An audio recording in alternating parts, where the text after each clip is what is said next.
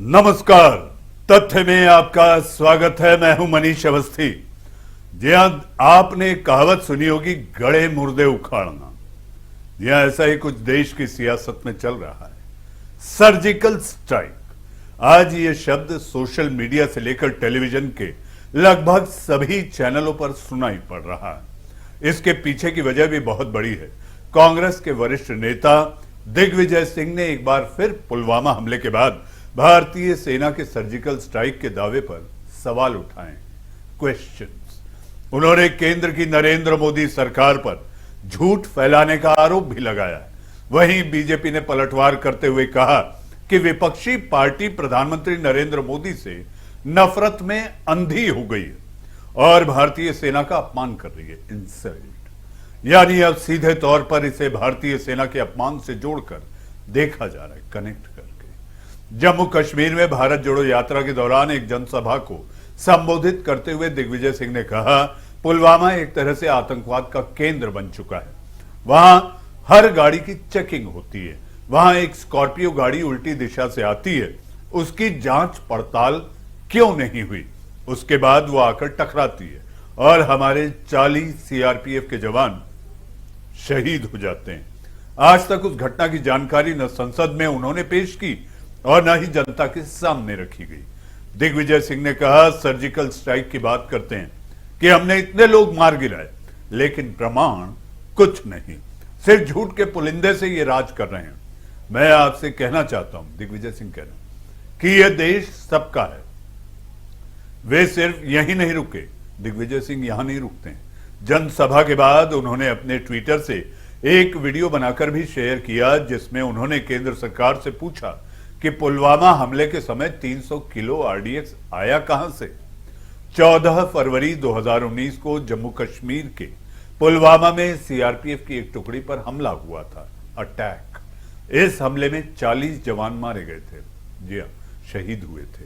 हालांकि कांग्रेस पार्टी ने दिग्विजय सिंह के बयान से किनारा कर लिया है। कांग्रेस नेता जयराम रमेश ने ट्वीट करते हुए लिखा, आज वरिष्ठ नेता दिग्विजय सिंह द्वारा व्यक्त किए गए विचार कांग्रेस पार्टी के नहीं।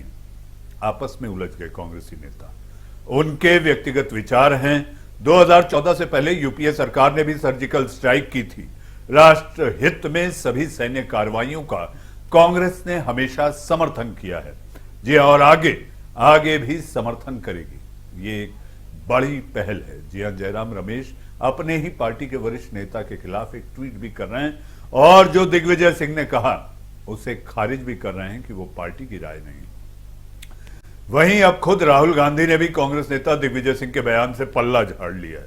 उन्होंने कहा कि सेना के शौर्य पर हमने कभी भी सवाल नहीं उठाया, क्वेश्चन नहीं किया।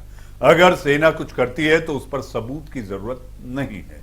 जी हां, कॉन्फिडेंस, इसे कहते हैं सीबीएम, कॉन्फिडेंस बिल्डिंग मेजर, और हमारी सेना का मोराल बढ़ाना। यह दिग्विजय सिंह की निजी राय है और दिग्विजय के बयान से पार्टी ने खुद को दूर कर लिया है। हम इससे सहमत नहीं है। लेकिन, जी हां, राहुल गांधी कहते हैं, लेकिन उन पर कोई कार्रवाई क्यों नहीं होती? इस पर राहुल ने कहा कि हमारी पार्टी डेमोक्रेटिक यानी कि लोकतांत्रिक पार्टी है, यहां डिक्टेटरशिप नहीं है। हम दूसरे की आवाज दबाकर पार्टी चलाने में यकीन नहीं रखते। यहां लोगों को अपनी बात रखने दी जाती है, चाहे वो पार्टी की सोच से कितनी भी अलग क्यों ना हो। अलग अलग लोगों की अलग अलग राय सामने आ रही है। दिग्विजय के बयान पर मध्य प्रदेश के मुख्यमंत्री शिवराज सिंह चौहान ने कहा, दिग्विजय के शासन में मैं मध्य प्रदेश सिमी का गढ़ बन गया था। जी हाँ, ये शिवराज सिंह कह रहे हैं कि सिमी का गढ़ आखिर दिग्विजय के शासन में ही बना। ये कैसी भारत जोड़ो यात्रा है, इसमें टुकड़े टुकड़े गैंग चल रहा है। राहुल कह रहे हैं कि सेना कमजोर हो गई है। कांग्रेस के डीएनए में ही पाकिस्तान परस्ती है।